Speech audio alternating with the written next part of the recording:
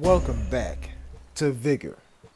It's your boy, Stealth Jet, and I'm back in the mix. Sometimes in this game, you gotta fight for what you want. Sometimes in this game, you gotta earn your keep. You don't get XP unless you take risks. You can get it by not taking risks, but you gotta be patient and you gotta know where to be at and how to get there. Knowing how to get there is better than where to go. That may sound dumb, but play this game and you'll understand what I mean. So we're gonna get into it on Batterie Snodekt, as KB3 once said. Honestly, I'm gonna start calling this map Batterie Snodekt because it just makes sense. Just like the Verg Forest, Death Forest. What's the first thing I do? The first thing that I do is head towards this red house. Because y'all know me, I like houses. Houses provide relative safety, and about 6 times out of 10, they got loot in them. So why not? We'll crouch up to it because I don't want my position to be given away. Now, no comm stations have been hit yet, so I still have the element of surprise in terms of my position on the map. Use it. Relocate it. Number 3. Boom. I always put the airdrops in the open, and I'll explain why in a moment. Well, not really in a moment, but probably at the end of the video. Nails. Well, not nails, wire. Food. A demon going off in the background. Some more wire. Nice. You know what else I'm gonna do? Pick up the damn phone. Now, my phone duelist is to the rear of me. Now I know I said, don't pick up the phone. Don't pick up the phone unless you're ready to go down with a gunfight. And I stand by what I say. I'm ready to go down with a gunfight. But I'm gonna loot a little bit more. And you see there, I put my cursor on the mortar strike just to remind myself that I have it.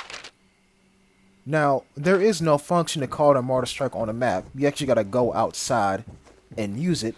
To my knowledge, I could be wrong. I don't use mortar strikes that often because I don't got a plan for them.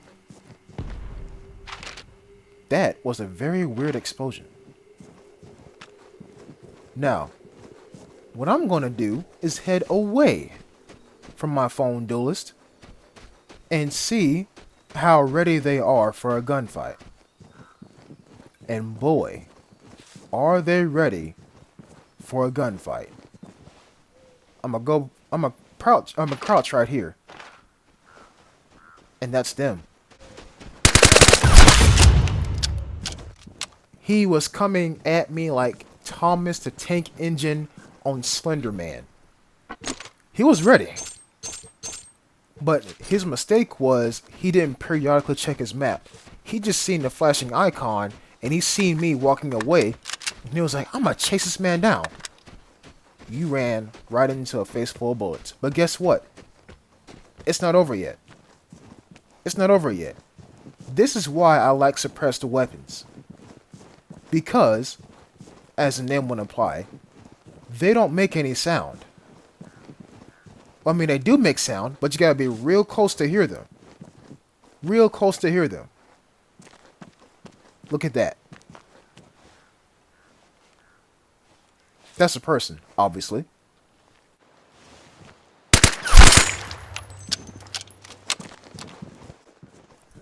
Rule number 4 in this game.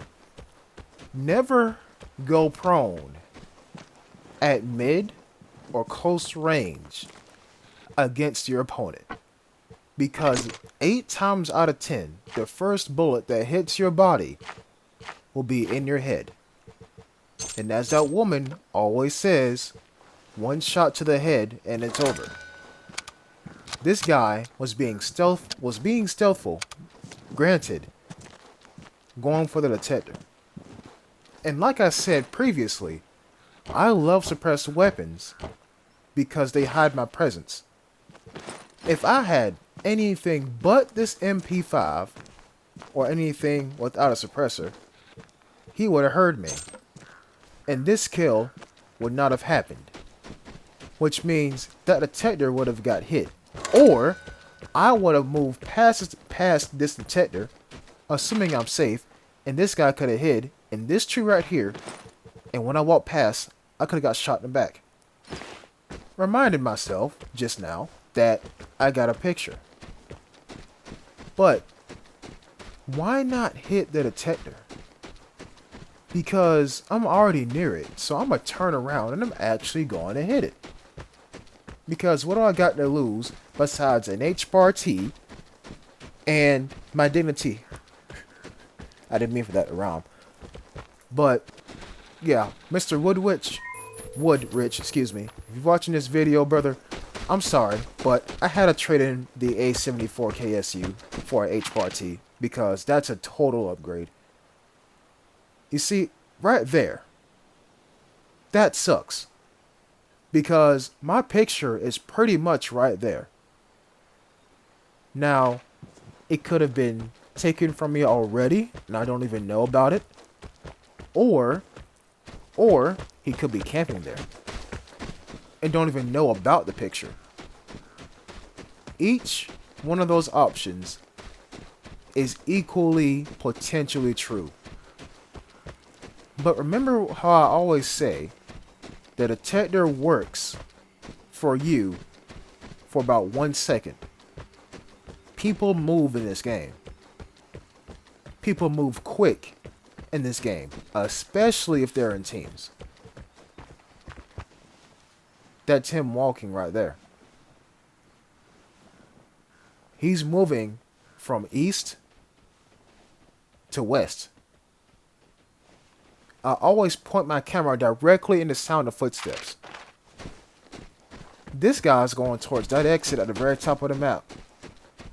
And I think about going after him. But then my senses hit me. I'm going for a picture. Why am I worried about him? I'll tell you why I'm worried about him. Loot. Loot. If this guy is exiting this early, he either done some kind of mission, or he found something that he doesn't have, and he wants to keep it. So, that, or he has a lot of loot on him too. That's also a possibility. But regardless, I'm not worried about him. He's probably knees deep in that water, in that exit pool, and he's probably done left by now. Good for him. Good for him. Now, what my main objective right now is to find that picture.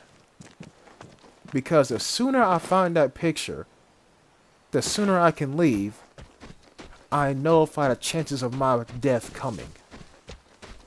And death does come. According to a viewer in my comment section, I have like a 71% survival rate. So for every 10 encounters, I die in 3 of them. As you can tell by my previous videos, I haven't died recently. So I'm trying to keep that streak going because I like being alive. I like life. I love life. Airdrop incoming. Get ready. Now here comes the airdrop. And I don't even need to look at the picture no more because look at how discolored the ground is from the snow. Dead giveaway. And this is all the stuff that I can never ask for. Healing stuff, food, nails, fuel, electronics, you name it. Not even electronics, just fuel. The plane flies overhead. And right now, I'm feeling pretty thick. Wait, that sounded wrong. My bag feeling kind of thick. You know what I'm saying? But what if I make it a little bit thicker? What if I grab that right there?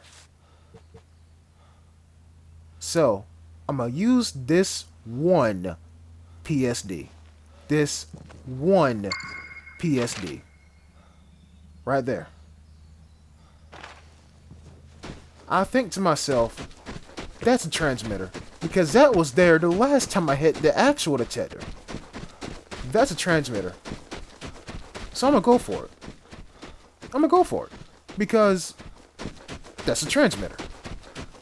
There's an airdrop case right there. Run, make it run for it. That wasn't a transmitter.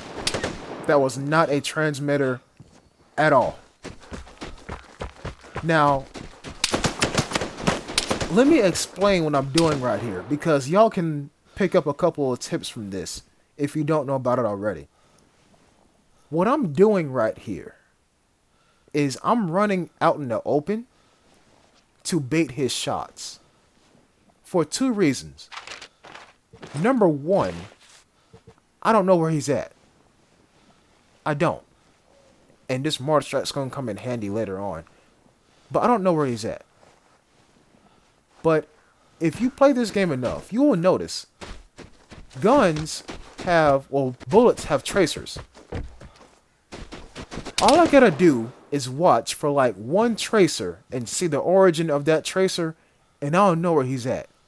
But right now, I don't know where he's at. So that's why I'm running out in the open to see maybe 2 or 3 tracers that will give me his rough location. And I'm going to do it one more time too. Still no tracers. Still nothing. But here's the second reason why I'm doing this as well. To drain his ammunition. The more bullets he spins at me at the far end of mid-range, the less bullets he'll have when I get close to him. Because when you get close to people, that's when they panic. But like I said, I don't know where this guy's at. So let me use the super grenade. The mortar strike. If this guy is near there, I'm going to see a jumping roach come out from that corner. No hit marker. No footsteps. No jumping shadow. Nothing.